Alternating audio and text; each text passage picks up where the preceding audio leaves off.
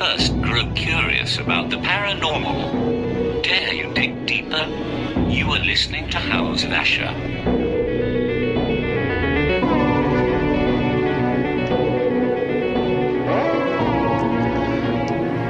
Hey everybody, this is House of Asher. I'm your host, Steve Asher, and let me do this really slow fade out. And there we are. Everybody's happy. Nice and serene. Everything feels cool. You're listening to episode 104, and you may be listening to me on Spreaker. You may be listening to us on iHeart, iTunes, Spotify, SoundCloud, just a kabillion ones. But the bigger one is the Paranormal UK radio, and that's all over the place. We're so lucky that these guys want to carry us, because it really gets us out there to every little spot around the globe, and I'm very lucky to be part of that, and thanks again. But this is sort of a thing that we do every so often, and we'll touch a little bit more on conspiracy stuff, which I should have mentioned as well. Please go check out stevieasher.com, check out House of Asher, also on YouTube, and leave your comments, this and that, and please check out my Hauntings lines of books: Hauntings of the Kentucky State Penitentiary, Hauntings of the Western Lunatic Asylum, Hauntings of the St. Vincent's Academy, the Great Mud Flood booklet that I just put out, and keep an eye out for some of the other gnarly stuff I've got going on. And a breath. Okay, but what we're doing, that we do every so often, is we touch on conspiracy. And in my journeys and travels around doing this thing, my buddy Josh Bulger turns out is actually a really knowledgeable conspiratorian, I guess. Maybe is that a word? Anyway, but I would want to welcome to the show Josh Bulger. Hey man, how's it going? Groovy, man. I'm sitting here. Let me get a sip of my water. I'm gonna do the same. Yes. Well, that water that we pay for, that it's crazy. We need to do a show one time where we touch on the whole kind of Nestle thing, where they're buying like all these different lakes and they're taking the water out and then they're turning around and reselling it to us. That's laughable. Free of charge, man. 100% markup.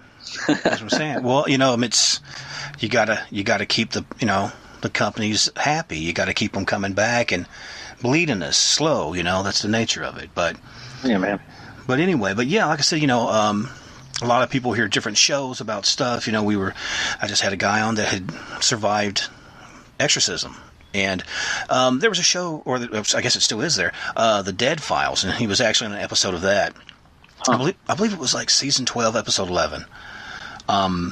So I would be curious to add all that up, if any of that would work out to be 666. I don't know. That'd be interesting.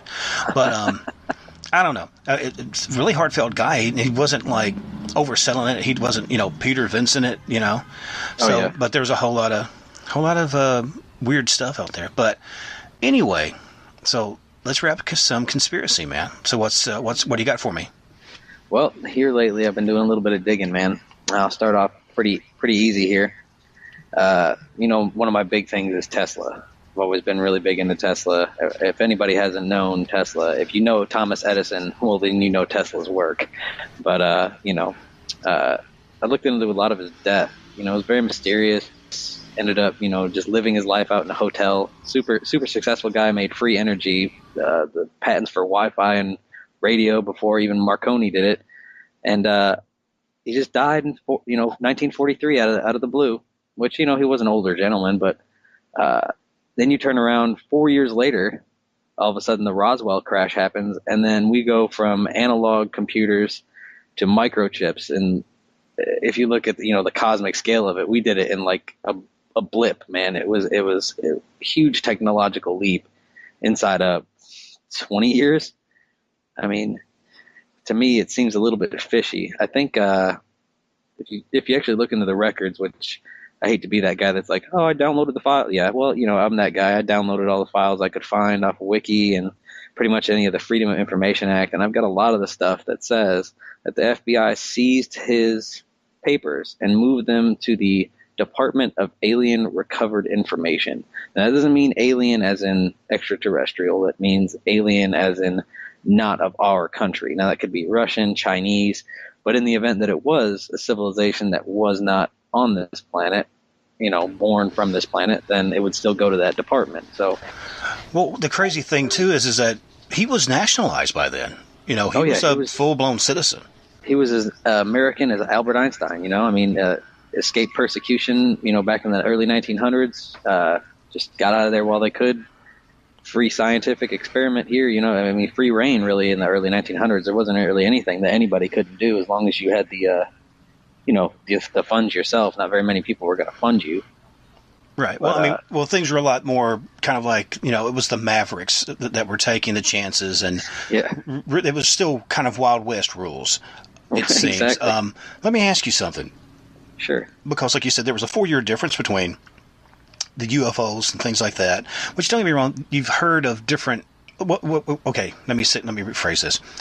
You'd always heard different stories about things in the sky and wheels within wheels, but as of what would be considered the modern era of ufology, happened with like Roswell, and then actually there's a handful of smattering of related things a little bit maybe before that, but that was the mama. That was a big one. That was the big boom that kind of sparked it all. Right.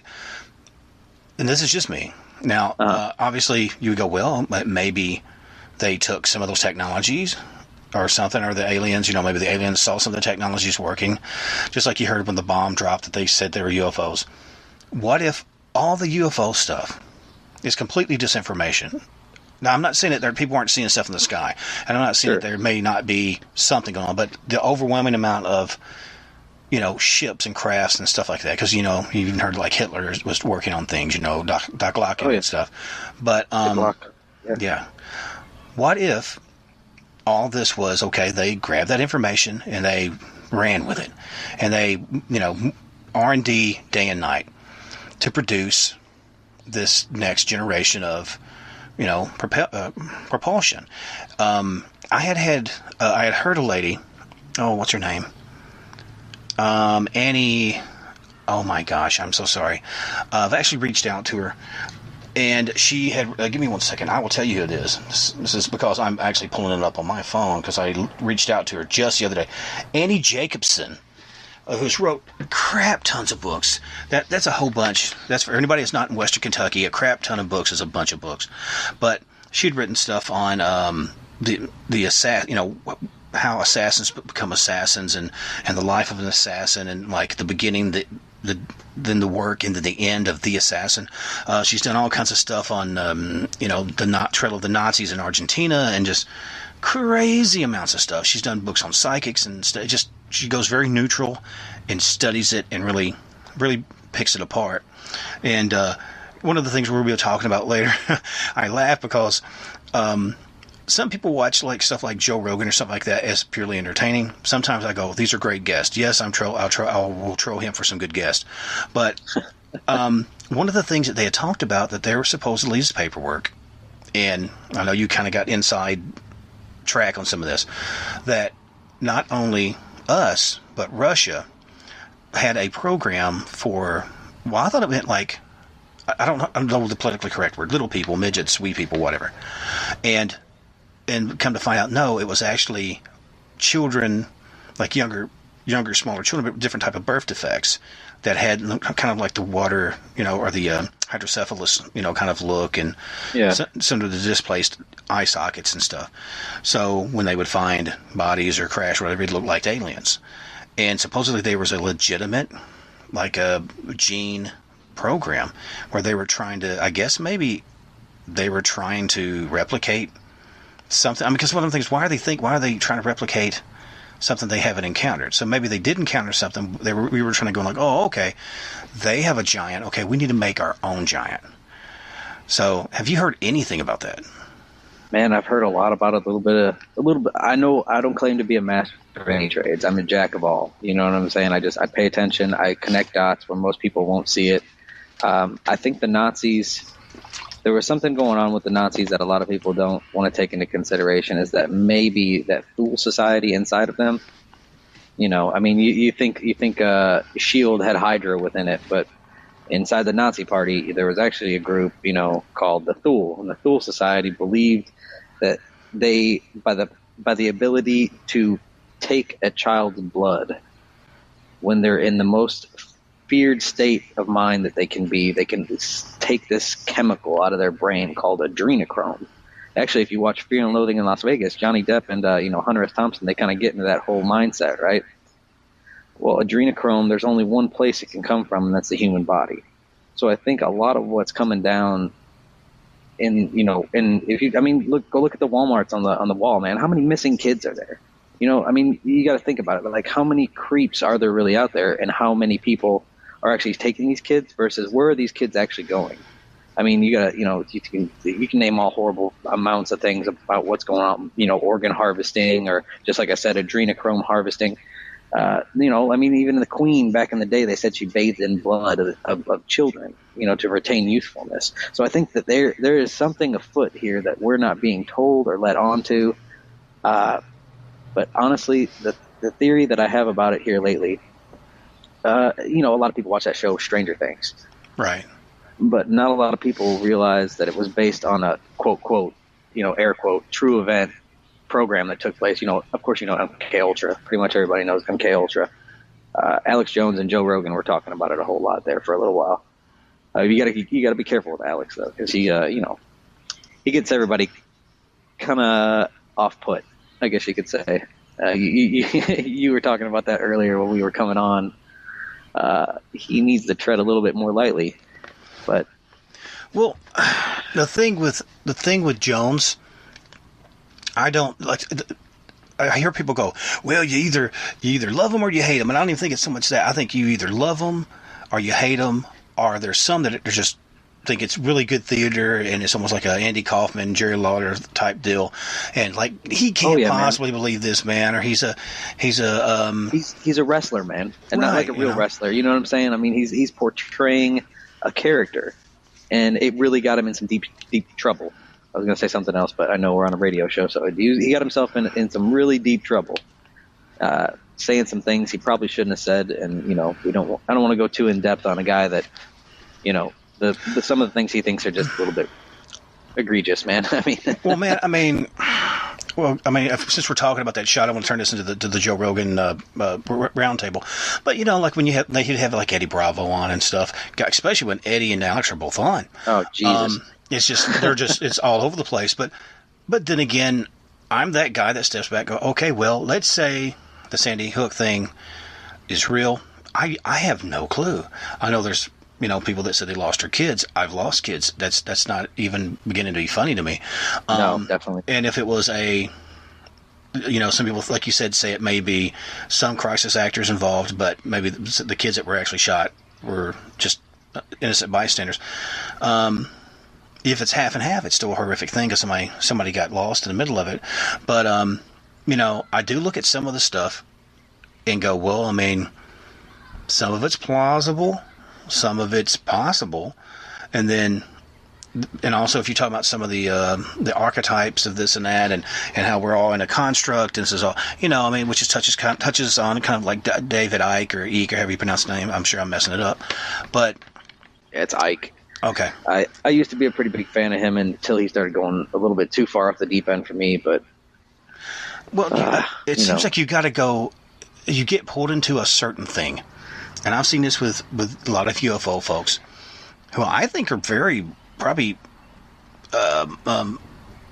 well put together folks, other than just having a really freaky experience. Basically, good-natured people, good-hearted people that feel for whatever reason they receive some message, some warning, and they're like, guys, I'm just trying to help.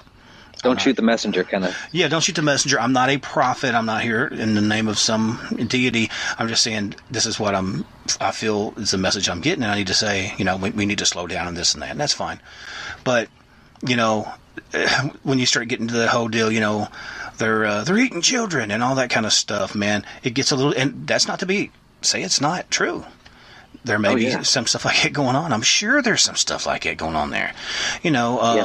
Just dark web stuff, heinous stuff. Oh yeah, man. Which, think about it. You were talking about, the adrenal and all that. Yeah, man.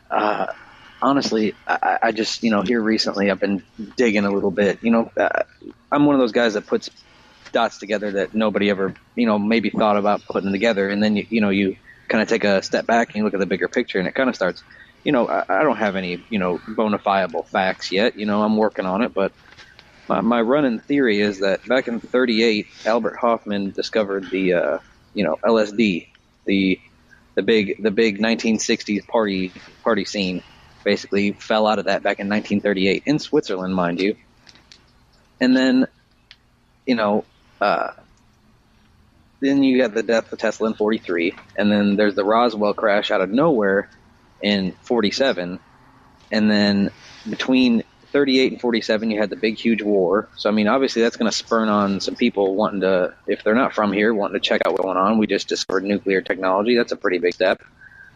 But then in the same country that LSD was found, you've got this big huge hadron collider, which is smashing together particles, creating mini what they call big bangs. You make subatomic particles smashing into one another. You got protoparticles, just floating around, and then you can discover what everything's made out of right in the same country. And then you got that show Stranger Things that comes out with that Montauk Project, and they're communicating with entities not in this dimension using psychotropic chemicals. And I start to think, and I'm like, well, maybe they know a little bit more, like you were saying earlier, that whole simulation, this is all just a construct, but like, what is it a construct in? It's got to be if it's a construct, it's a construct of something, isn't it? Does that not quantify the existence of a deity? If we are created beings, is there not a creator?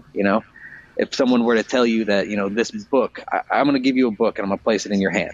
What are the odds that book just randomly happened to appear in your hand as it is? Next to nothing, because you can't take nothing and make something. That's just not how it works. So then you ask somebody like an atheist that question and say, hey, where does this book come from? Well, I don't know. What if I just placed it in your hand and it came out of nowhere? Well, is it just cut from nothing, or was it created? And they're like, oh, well, somebody created this. And it's like, well, how do you take DNA, which is the biggest, most, instruction manual you can make? You can make anything alive out of DNA. And then what are the odds that somebody did not make that? It just happened. Just random collisions of particles created this living being. Well, then they're like, no. Well, obviously it's, written. It's just like computer code. Well, then there you go. You got a creator.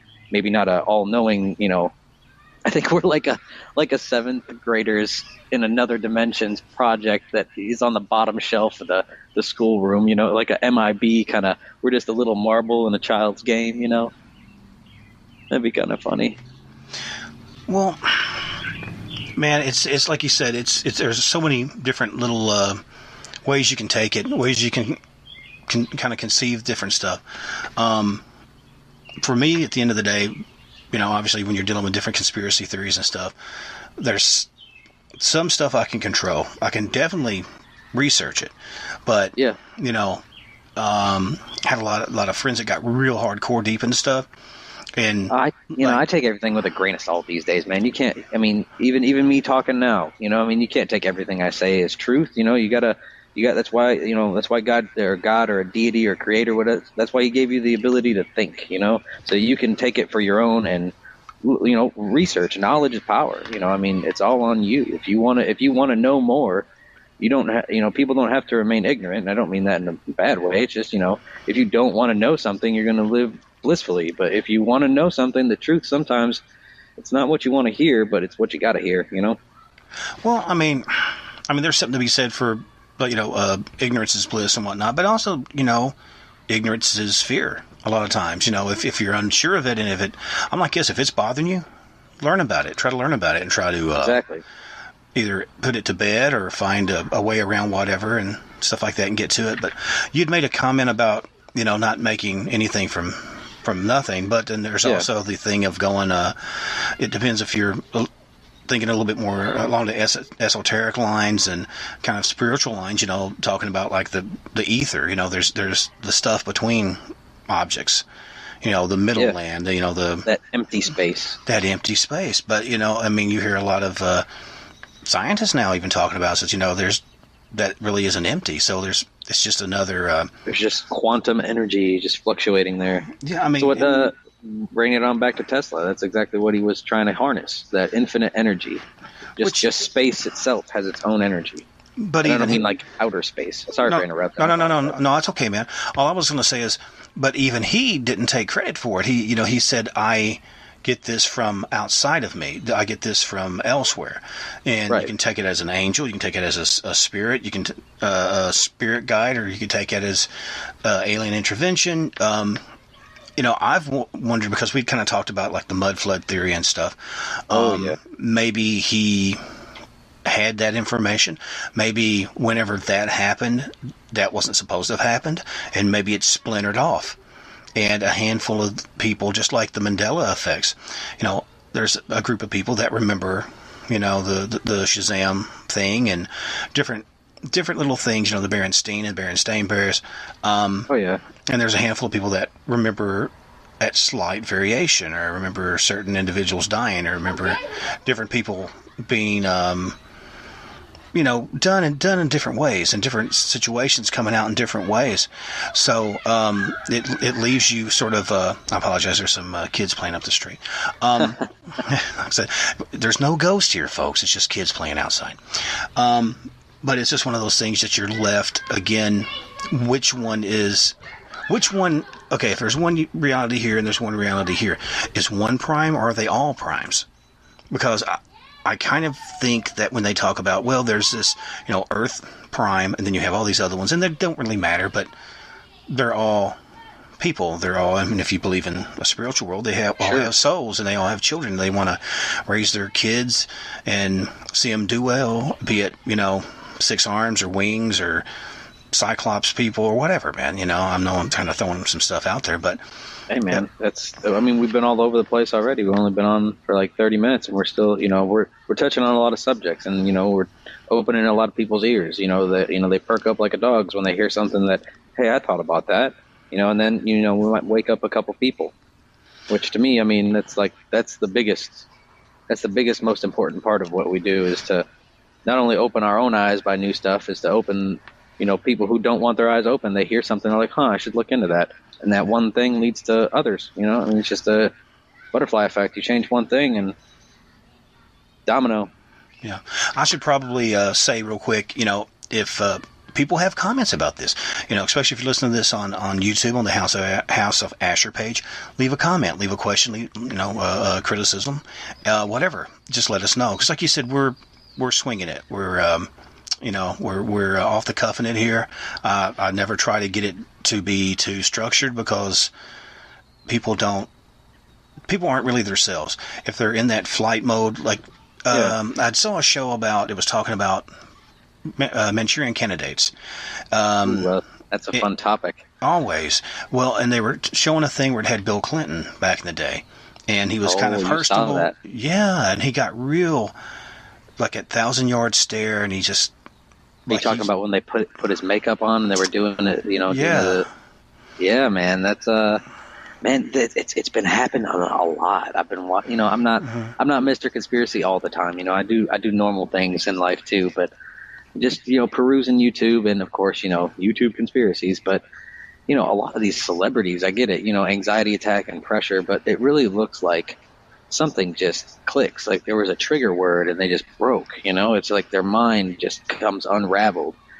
And man, I know I'm that guy that's pulling inspiration from the movies, but did you ever see the one the Jason Bourne movie that wasn't with Bourne? It was Jeremy Renner, Hawkeye from Avengers. No, I never seen it. Man, he wasn't as good as Jason Bourne, basically. So they had these 2 pills. One was a physical pill that made them perform at peak, not super soldier levels, just if you ran for 3 miles, you wouldn't get as tired. If you had to lift an enormous amount of weight, you wouldn't be as, hurt afterwards, or your muscles wouldn't tear. Like a peak efficiency in the human frame. Right, and that was the mental. That was the physical. Some people needed the physical. Some people already had the mental, just to balance out. Well, this guy needed them both, because he was not up to par. He was not supposed to be in that program, basically. And he had a pill that increased your mental capacity. Not like a limitless thing where you're, racking off 4-digit IQ scores. I'm just saying, like, you could figure your way out of a problem if you had run into one. Quicker, sharper, better processing time, more or less. Didn't turn you into a supercomputer, but it turned you into a very highly focused version of yourself. Exactly. Right. And what had happened was he was trying to fight this thing that was going on. They were trying to make active shooters. And what they did was they made this medication. It was programmable behavior. So what happens is they find a guy who's a little bit weird, maybe crazy. People might think, hey, you know, that kid's 17, 18. He kind of looks like a school shooter kind of thing. Nobody would think anything of it. So they go to the pharmacist, and they've got one on the pharmacist, and they say, you're going to put this pill in this gentleman. I mean, this is in the movie, but I can imagine it, you know, carrying over to the real world. You're going to put this pill in this bottle, and we're not going to say anything about the one thing you did way back when and blackmail you for it. So then the pharmacist puts the pill in the bottle, and all of a sudden you've got an active shooter that has no idea why he's there after the fact and goes into custody, and then he, quote, quote, suicides himself. You know? Yeah, I mean, it's almost to the point where it's like, you know, that's something that could be going on.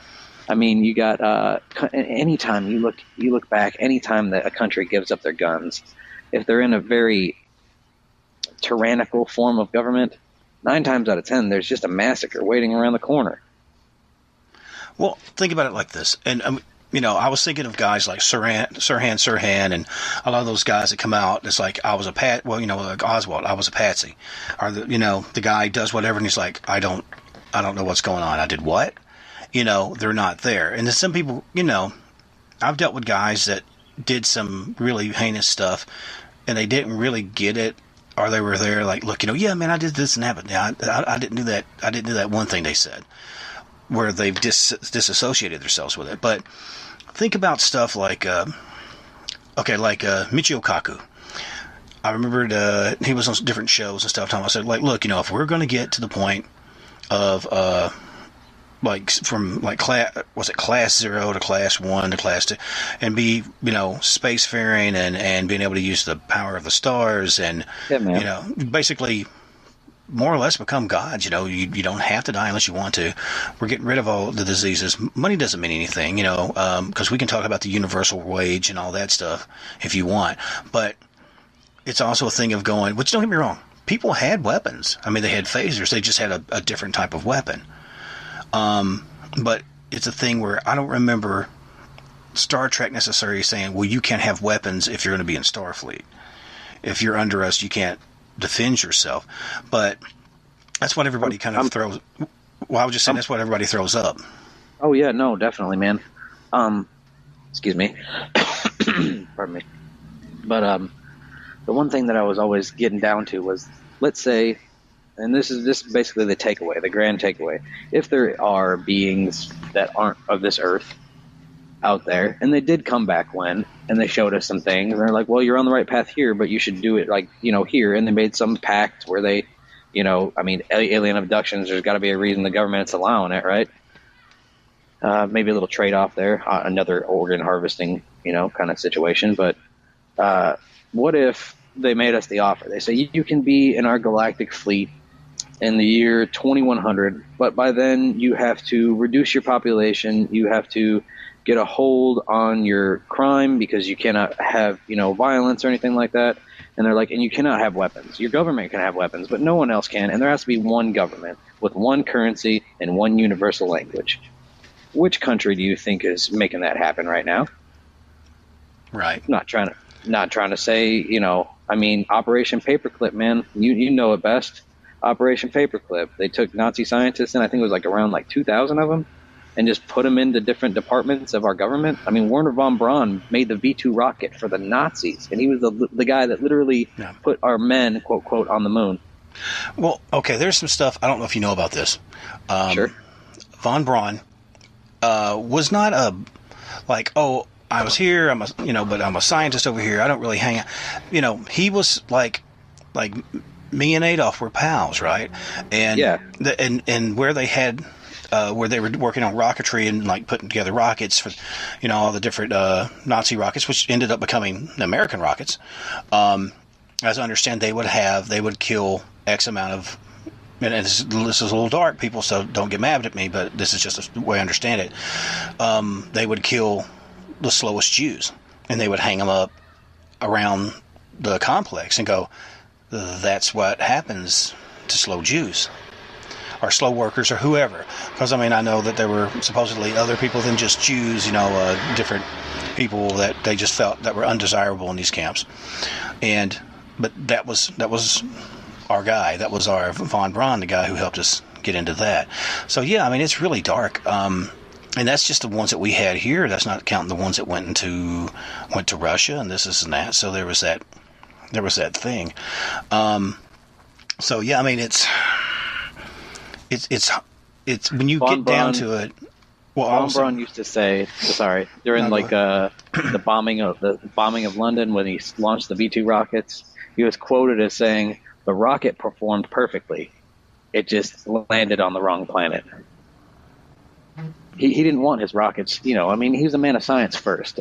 Granted, I'm definitely not a Nazi sympathizer. I'm the guy that, if you see a Nazi, punch him in the face, go right ahead, but I don't advocate for violence, but you get the point. He was a scientist first. Just like, I mean, Albert Einstein was in Germany at the time, but he wasn't a Nazi sympathizer. He left Germany. Von Braun wanted to leave, but if you're the top scientist and the Nazis say, "You're going to build rockets for us," are you going to say, "No, I'm not"? I mean, granted, you can't sit idly by, but who's to say, man? I mean, his family might have been involved, Right. Well, I mean, and the thing is this, and again, also not a sympathizer. Human frailties come into play. What I'm saying is, if it's like, well, you can do this, or we will smoke your family, or we'll do this and that, what's the greater good? Are you going to go, well, okay, well, you're going to kill us all, and it's going to slow you down a little bit. When you'll get somebody else, you'll probably get there, but it's going to show you for about a few months. Or do you go, yeah, I'll play along until I can get my family out of this situation, and we'll see what happens, which, that's a whole other show we can do about all the different stuff that happened in camps and all this stuff. I don't get way off into that because it's really incendiary, and I don't know. I don't know. My dad was in World War II, and, family had seen a lot of different stuff, and so I don't know, man. I don't know what the truth is. I know what we've been told, and, I've been told a whole lot of different people from a whole lot of different sides, from a whole lot of different views of the war, and different mindsets, and different, because different news reports things differently. So, I don't know, man. It's a trip. But, even what he was doing compared to what, to touch back on Tesla, it was like a kid playing with freaking M80s, and then somebody else is using, magnetic, propulsion and not quite 0-point energy. But, I mean, he was... the stuff that he said he had developed, freaking death rays, right? But he literally had the blueprints for a UFO in the files that they released, man. I've got pictures, man, of this aircraft that he designed that is literally the perfect definition of what a flying saucer is. Now, granted, you find things on the internet, what they say, but honestly, man, he was working with liquid mercury, plasma, electromagnetic flying ships. You know what I'm saying? He had these intense visions, is what he's called them. He would go to sleep and yes, of course, it sounds like a dream. But if you were in, like we say, the in-between space, the ether, in your dreams, if that's where you really go, and that's why these things are so vivid. What if he wasn't seeing the future? What if he had actually had a glimpse of the past? Which is kind of strange because you can tie it back into the whole, the Thule Society. They believe that there was a record that you could access of the entire human history, and it was called the Akashic Record. And that kind of ties into your book, actually, that mud flood. There's supposedly a great cataclysm that happens every, 12,000 years or something like that? Yeah, global resets. It just wipes the planet clean, you know what I'm saying? What if, and I hate to be that guy, the sky is falling, but what if, this whole global warming thing really is a different phase, and our ice caps are melting, and that great flood is coming? One day it's just going to shift to the point where something snaps, man, and we're not going to be ready for it. I don't know. Let's say the thing with the temperature change and all that.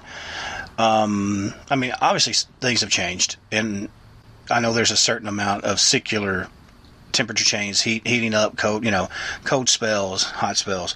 But I don't know, man. I'm kind of wondering or thinking that when everything goes down, ice caps are melted, it opens up landscape and areas, you're going to discover older societies that were there. But, you know, they were talking about finding like really ancient viruses that were just, they weren't dead, they were dormant in the snow caps.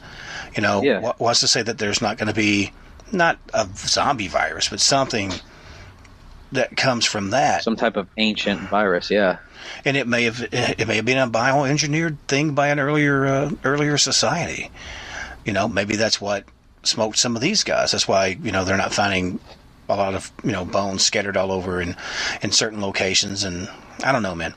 I mean, I think it could go a whole lot of different ways. I don't know if we're going to necessarily have a biblical flood or whatnot. You know, again, it depends on what you believe. I mean, what was the old saying? You know, God said he would never destroy the earth again with water. But so I don't know, man. It leaves you, because like I said, I'm kind of torn, because like I said, just like yourself, I had kind of like traditional religious beliefs, but there's so much more out there, and there's so many, because it's like going, okay, well, let's just say if that's the only players on the board, what if there are more? I know a lot of people have the thing of going, well, before it goes down, I think before we, you know, have like a third world war, got to step in. But it's like, well, where were they at for the Japanese, or the, you know, people in Nagasaki or whatever, all the different places, where were they at? And on the, you know, in London when they killed a lot of people, or then they countered and it was just bombed Dresden back into the Stone Age, right? Where was their gods then? What's it? Well, Exactly. I forgot the movie. Where's your God now? I'm not making a joke, but that's just kind of the vibe of it. I think we have to stop hoping for somebody, be it on a cloud or be it on another planet, to save us. You know, it's just We have to save ourselves, man. Yeah, well, we gotta. It's all on us. We gotta. I try not to curse a lot, but just gotta quit pissing about. You know, if there are beings out there, being some sort of brothers on some level, because like you said, you know, DNA is DNA, and a lot of them supposedly are familiar looking to us, and maybe in some which way we're from them or they're from us. Maybe you know? they're just indoctrinating us. You know what I'm saying? Because I mean, if you showed a picture of what a typical person thinks a gray alien would look like to a person back in the 40s or 50s, dude, they would think it was a demon from you know where. And I mean, you know, they would never be accepting of that. But what if, you know, after 50, 60 years of indoctrination that aliens are real, and then they come out and say, hey, look, aliens are real. This is the guy. And they show us the alien. We're not going to be like, oh, it's a demon. You know, not near as much. I would say upwards of 70% of people would be accepting of another alien life form. But you couldn't just break that type of news to people over the course of, you know, 5 minutes. You have to do it over the long period of time.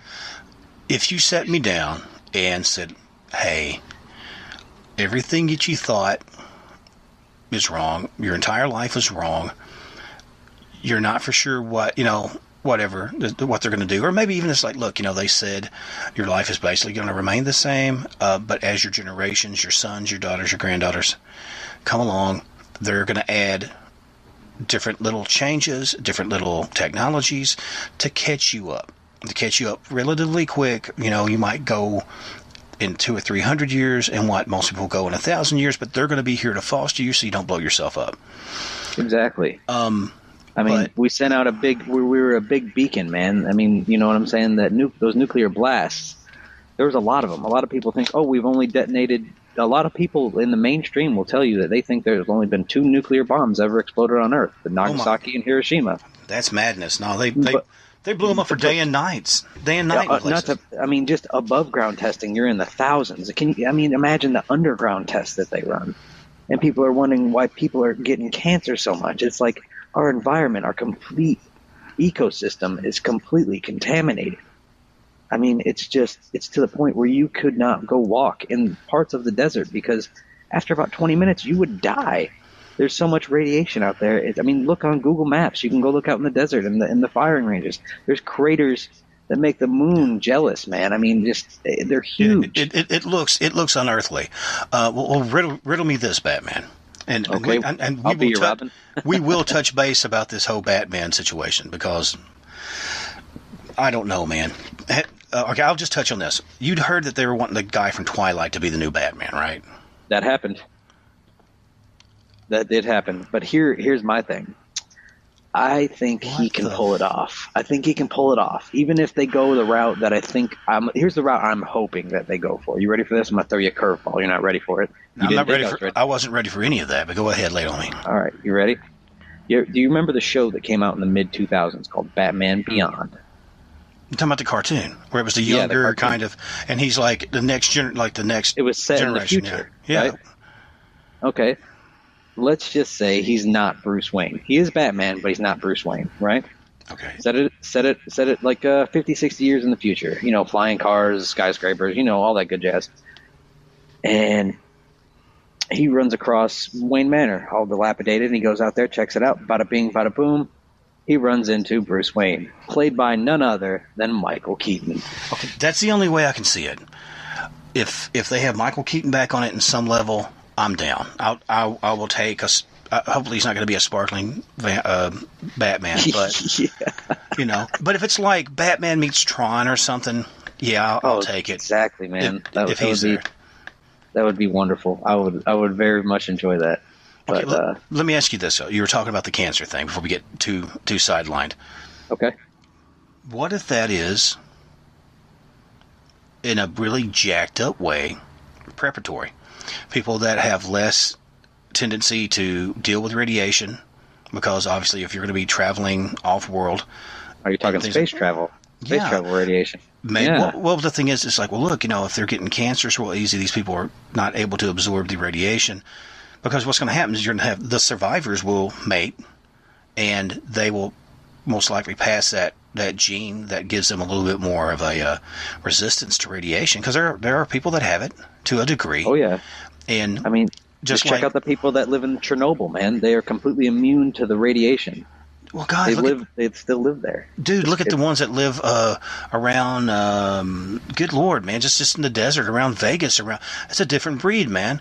You know, I've talked about. I'm not 3 Mile Island over in Pennsylvania. Right, and it is what it is, and you know, Fukushima.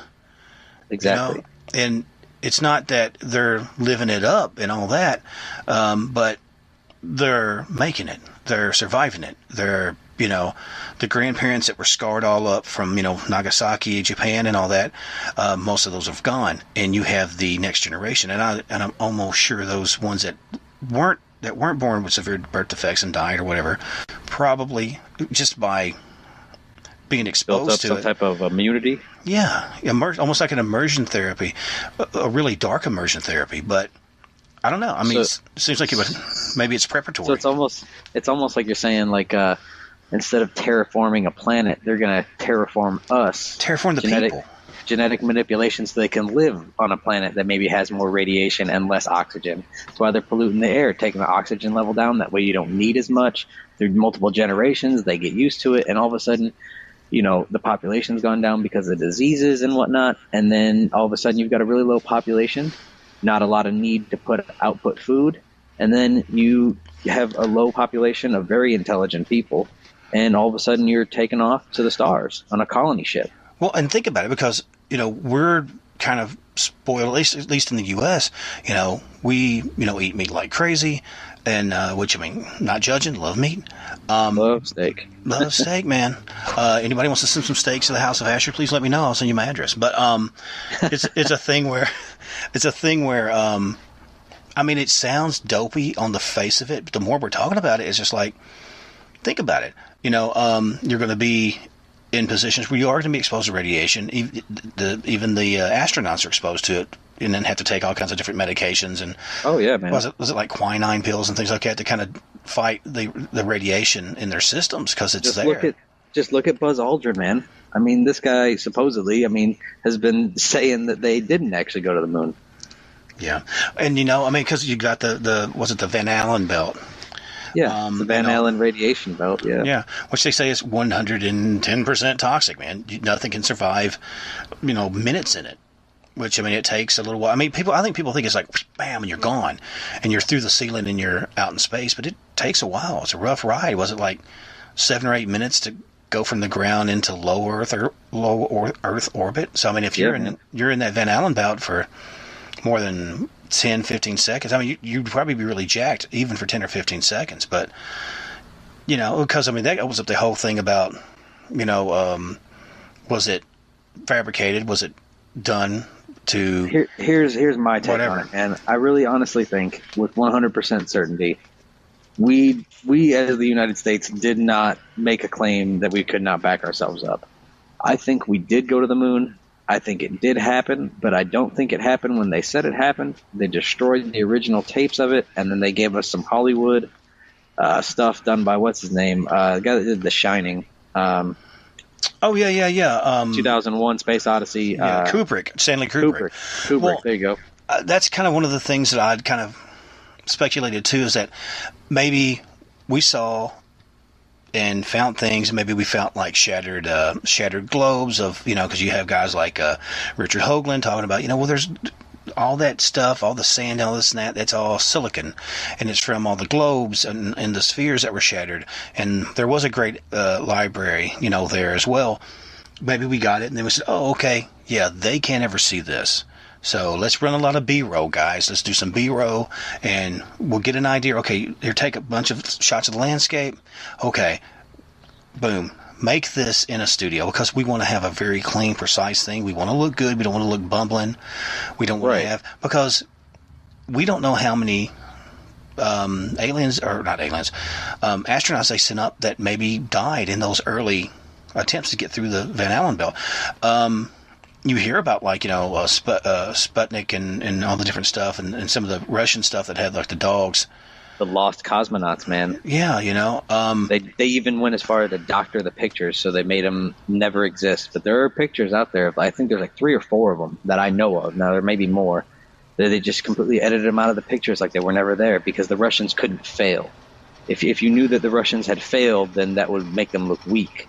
And they were, from history, you can tell that maybe just maybe there's 2 factions in this situation we're in, man. Maybe there is a good versus evil. Maybe some of these alien, if you want to call them alien, non-Terran people. Maybe there's more factions, man. And maybe it's even deeper than that. Maybe, because you always hear about what was the old quatrain, the old Nostradamus thing about, the eagle and the bear will unify and blah blah blah. It's all from the same kind of power structures and power families, and oil and this and that and all that runs it. Who's to say it's not like a big Memphis wrestling event? People that don't know about Memphis, it's the home of, especially like Southern wrestling. So I'm from the South, so I use those type of things in my descriptions. But like maybe the U.S. is Jerry Lawler, maybe whatever. You got whoever over here, playing Russia, and it's sort of keep them nervous, keep them busy, keep them. Hey, we got to keep going. We got to beat the Russians. Yeah, come on. We're not going to let America, show us up, are we? No. Work harder. And yeah, man, it's a big dog and pony show, man. I mean, it's like what do they say? You can't take rights away from people, because if you take rights away, there will always be resistance. But like you said earlier, if there's fear, if the ignorance can harbor fear, people will willingly give their rights away so that they can be quote, quote, safe. You will willingly give your guns away as long as the government is protecting you. You will willingly give away your right to free speech as long as no one can judge you. You'll give every right away possible as long as you can make sure you and your family are safe. And it's just, they slowly but surely are going to take them away. You're going to end up with one. I mean, a lot of people say the UN is already like the established, world government. Every country pretty much has to answer to the UN, or you face every single one of those members' wrath. It's the final plan, man. They want to reduce the population so they don't have to use as many resources.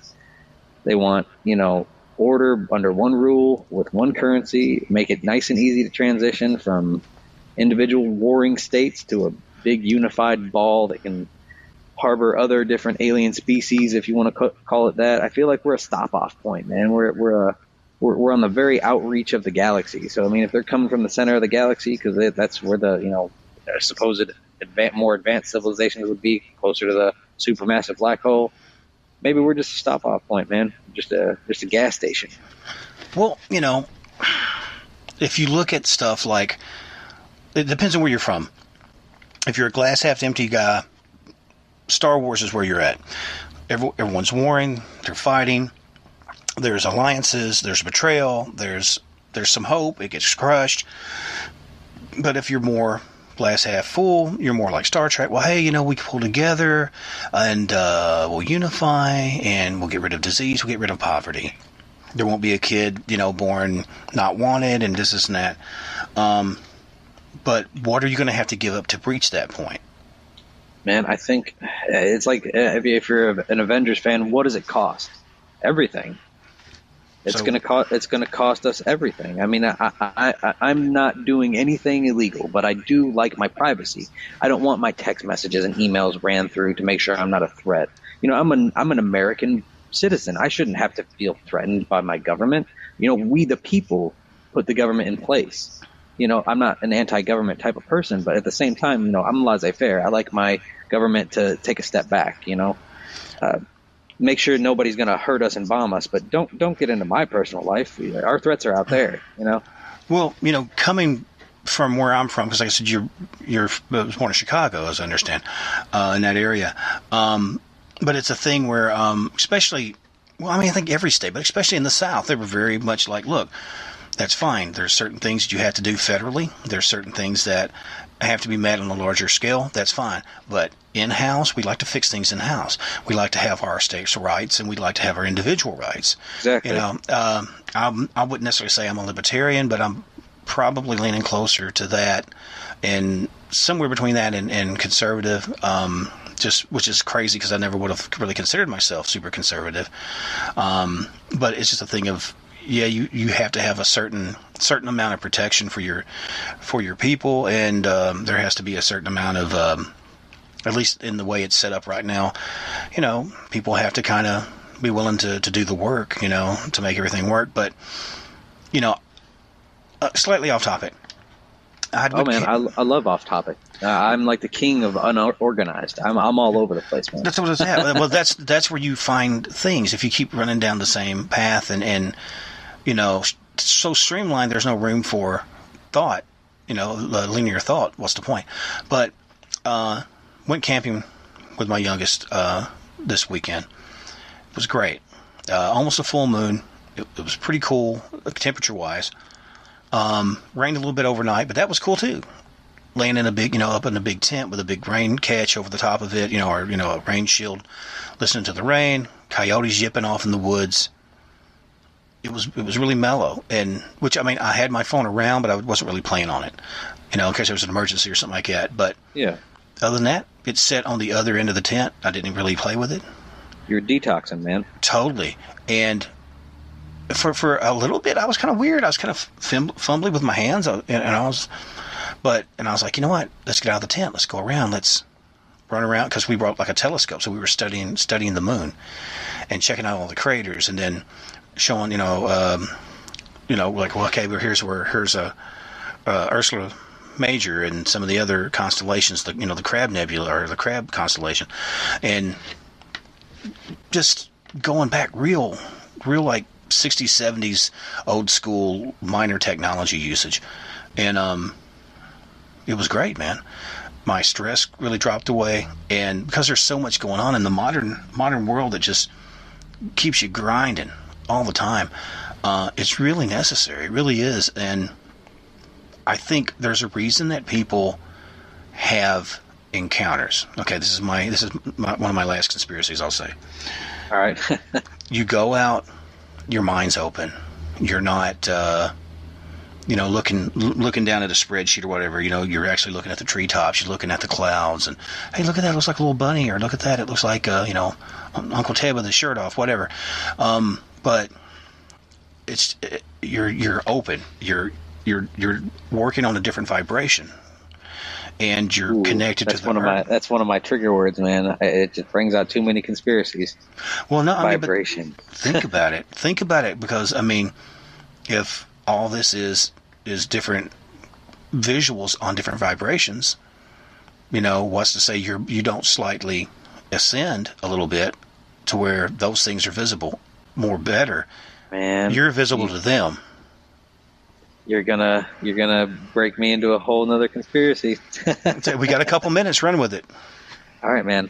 What if they say that a toddler below the age of 5, right? They can see it's like a 5 percentile can see into the UV spectrum, the ultraviolet light. We can't see that as adults, but kids under 5, supposedly their irises can see UV light. What if spirits, and I'm bringing it back into your territory, what if spirits are literally just, it's your mental mind projection of yourself shifted into a different spectrum of light where people cannot see you, and because you are not on the same physical vibratory frequency of the other people around you, they can't hear you or see you. So it's a ghost, right? It lost its body, it disconnected. If you measure the electrical voltage of a human body at the time of, like, right before death, there is a charge, and then if you measure it afterwards, I believe that spark, the thing that beats your heart, the impulses that go from your brain to your nerve endings, man, it goes somewhere. I think that what they call it, 7 grams of your soul just disappears. Right. That electrical current, I think it just shifts in a phase, man. You can call it a dimension, but you just shift in the light spectrum. That's why sometimes you can catch it on a FLIR camera, because there is energy there in that spot that you see negative space, dead space. I mean, and you're open to it. That's the bottom line. If you're not, there are people that can tune to that frequency. A psychic or a medium or someone who can hear him, or someone who can actually see into it, man. I mean, it's just, I see dead people. Sixth sense kind of thing, man. Maybe that's what that is. Well, okay. Do you remember when televisions weren't HD? You remember when they were rabbit ears? You walk into a room and you can hear the TV if it's on, even if the black screen isn't there. Well, I was more talking like, depending on the clouds, okay, depending on the skip, you might pick up certain channels.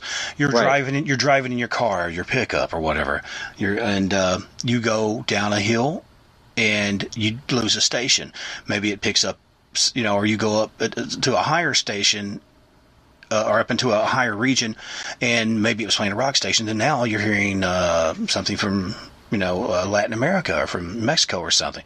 Yeah. And it's all on the same frequency, but it's a different frequency because it's their frequency. So it's like this reality, that reality is sandwiched on top of each other.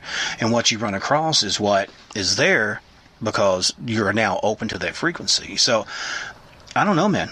In the end, you just got to say it's possible and go on with it. Yeah, at least for me. I think a great visual. Last thing I'll bring up. You ever heard of the cymatics? Somewhat. Cymatics are when there's a plate that it vibrates with different levels of frequency, and as you put grains of sand or salt, whatever your preference, it makes different patterns. Yeah, it'll change shape. Now that means to tell you that there is a visible spectrum to sound. You can see, you can visualize it. You know what I'm saying? There is a frequency that it goes by.